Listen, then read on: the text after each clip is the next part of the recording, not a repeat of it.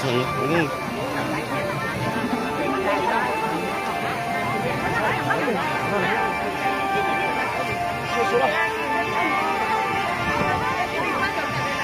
各位领导、各位来宾、朋友们，关岭自治县筑牢中华民族共同体意识系列活动，我们的中国梦文化靖晚佳之2023年苗族4月8民族风情节，在欢乐祥和、美好幸福的氛围中就要落下帷幕了。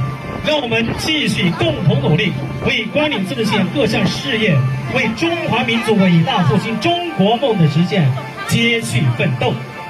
帷幕已落，而充满活力与希望的生活正在进行。